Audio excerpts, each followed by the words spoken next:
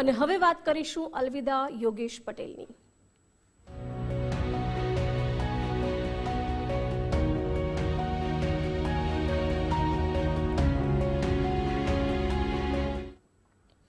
વડોદરાના માંજલપુરના ધારાસભ્ય યોગેશ પટેલની આજે અંતિમ વિધિ। તબિયત નાદુરસ્તને કારણે સ્ટર્લિંગ હોસ્પિટલમાં એમણે અંતિમ શ્વાસ લીધા હતા। અમદાવાદી પોળના નિવાસ સ્થાનેથી અંતિમ યાત્રા નીકળશે। ગરમીના કારણે 4.4 કિલોમીટરના બદલે 2.4 કિલોમીટરનો રૂટ નક્કી કરાયો છે।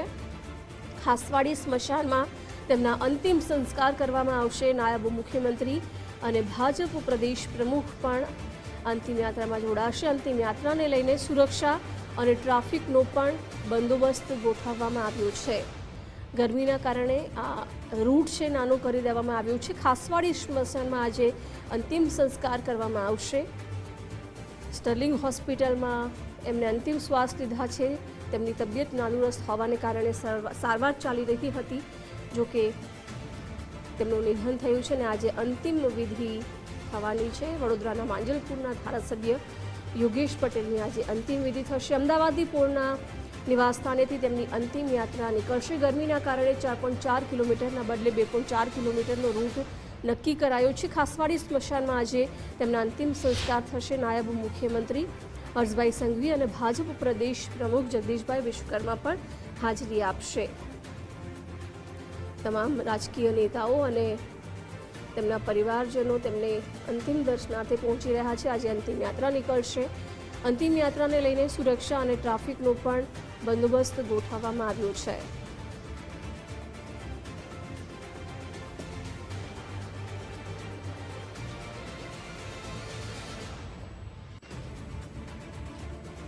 અને વિગતો મેળવીશું સંવાદદાતા અલ્પેશ સુથાર પાસેથી।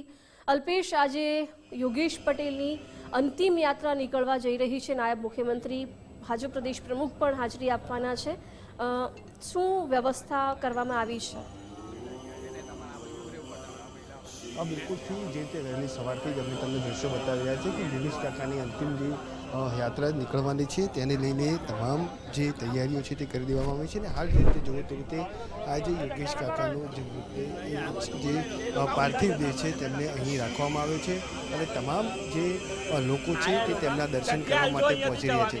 હાલ સીધા દ્રશ્યોમાં જોઈ શકો છો કે સંતો મહંતો તેમજ જે વડોદરા કોર્પોરેશનના જે મ્યુનિસિપલ કમિશનર છે તેઓ પણ અહીં આવી રહ્યા છે અને આ જે યોગેશ કાકા છે તેમનું જે પાર્થિવ દેહ છે તેના દર્શન કરી રહ્યા છે। ટૂંક સમયની અંદર જ તેમની જે અંતિમ યાત્રા છે તેમનું નિવાસસ્થાન છે અમદાવાદી પોળ ખાતે અહીંયાથી નીકળવાની છે અને ત્યારબાદ ખાસવાડી સ્ટેશનમાં તેમનું આ જે અંતિમ ક્રિયા છે તે કરવામાં આવશે।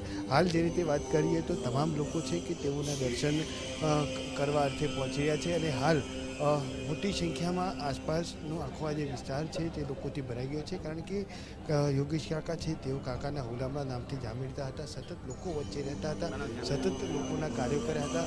8 ટર્મ સુધી તેઓએ ધારાસભ્ય પદ પણ સંભાળ્યું હતું। એટલે બિલકુલથી લોકોની જે ચાહના હતી અને એ ચાહનાના જે સીધા દ્રશ્યો છે તે અહીં દેખાઈ રહ્યા છે કે મોટી સંખ્યામાં તમામ લોકો છે તે તેમના દર્શન કરવા માટે આવી રહ્યા છે। રાજકીય નેતાઓ હોય અથવા તો જે લોકો હોય તેઓ પણ આજે યોગેશ કાકા છે તેમના પાર્થિવ દેહના દર્શન કરી રહ્યા છે। ખાસ કરીને આજના આ જે અંતિમ યાત્રા છે તેની અંદર વાત કરીએ તો નાયબ મુખ્યમંત્રી હર્ષભાઈ સંઘવી તેમજ પ્રદેશના જે પ્રમુખ છે જગદીશ વિશ્વકર્મા તેઓ પણ ઉપસ્થિત રહેવાના છે। અંદાજે 10:30 થી 11:15નો ટાઈમ છે કે આ સમયની અંદર આ જે તેમની અંતિમ યાત્રા છે તે નીકળવાની છે। વડોદરાના મ્યુનિસિપલ કમિશનર છે તેઓ પણ આવે છે। સર, શું કહેશો? આજે યોગેશ કાકાની અંતિમ યાત્રા નીકળવાની છે, ખૂબ જ સિનિયર નેતા માટે આપણા માટે બહુ દુઃખદ ઘટના છે। આપણા માટે બહુ દુઃખદ ઘટના છે। તે દિવસ અમે સાંભળ્યું હતું, અમે હોસ્પિટલમાં પણ ગયા હતા, પણ એ વડોદરા માટે બહુ મોટો એક ખોટ કહેવાય, કારણ કે વડોદરાની પ્રગતિ માટે, વડોદરાની વિકાસ માટે યોગેશ કાકાનું ઘણું બધું યોગદાન રહ્યું છે।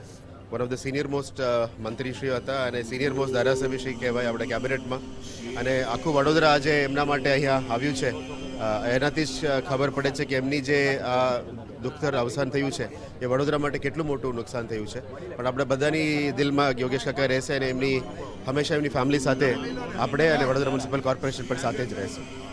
કે હાલ યોગેશ કાકાની જે અવસાનથી વડોદરાને પણ ખૂબ એક ખોટ છે તે રહેવાની છે ને હાલ આ તમામ જે અધિકારીઓ છે તેમજ સિનિયર નેતાઓ છે તેઓ પણ અહીં પહોંચી રહ્યા છે અને તમામ લોકો છે કે તેઓના જે જે પાર્થિવ દેહ છે તેમના દર્શન કરી રહ્યા છે. ખાસ કરીને વાત કરીએ તો અલગ અલગ નેતાઓ છે તે પણ અહીં પહોંચ્યા છે. કેતનભાઈ ઇનામદાર છે, ચંદ્રકાંતભાઈ શ્રીવાસ્તવ છે. સર શું કહેશો? ખૂબ જ સિનિયર ધારાસભ્ય 8 ટર્મ સુધી આપના પણ સાથી હતા, સિનિયર પણ કહેવાય. કેટલી ખોટ વડોદરા શહેર તેમજ જિલ્લાને લાગશે આનાથી? યોગેશ કાકા અમારા માટે તો પ્રેરણા સ્ત્રોત હતા. કાકા છેલ્લા 8 ટર્મથી વડોદરા શહેરના ધારાસભ્ય તરીકે અમુક વિસ્તારમાંથી એ ધારાસભ્ય તરીકે પ્રતિનિધિત્વ કરતા હતા. છેલ્લા કેટલાય વર્ષોથી એમની કામગીરી એ અમારા સૌ માટે એક પ્રેરણા સ્ત્રોત હતી, માર્ગદર્શક હતા અમારા. અને જ્યારે વડોદરા શહેર જિલ્લાનો એકલો જ નહીં પણ ગુજરાતની પ્રજાને પડતર મુશ્કેલીઓ હોય કે ગુજરાતની પ્રજાને કોઈ પણ અવાજ હોય તો કાકા એ પ્રજાનો અવાજ બનતા.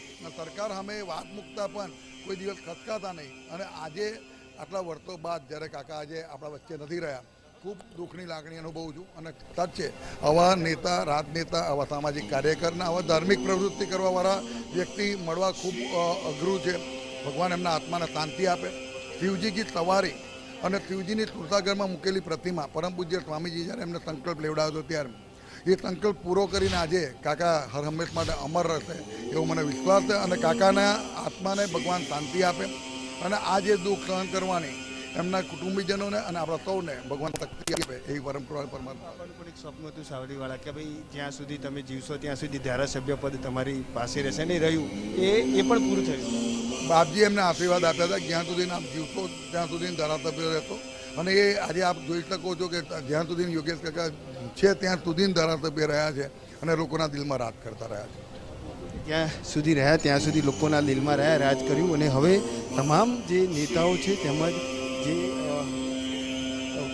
લોકો છે ત્યાં પહોંચી રહ્યા છે. શું કહેશો? કેટલી ખોટ આજે વડોદરાને લાગશે? ખૂબ જ સિનિયર ધારાસભ્ય, વિપક્ષના મુદ્દા હોય અથવા તો લોકોના પ્રશ્નો હોય, તમામ પ્રશ્નો તેઓ વિભાગપણે ઉઠાવતા.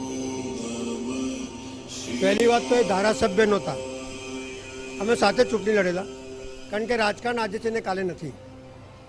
અને આ એવું નજરાનું બરોડા શહેરને આપીને ગયા છે. પોતે શિવભક્ત અને અતૂટ શિવભક્તિમાં એમનો આદર, એમના માનવાનું. સાવલીના મહારાજે એમને એક વચન આપેલું કે તમારે સુરસાગરની અંદર શિવની એક પ્રતિમા ઊભી કરવાની છે. એ વચનને પાલન કરવા માટે એમના જે થોટ, એમની વિચારધારા, એમને માનવું, એમની અટૂટ ભક્તિ અને એક પ્રેરણાદાયક એમને આ શહેરની અંદર એક નજરાણું પેશ કર્યું.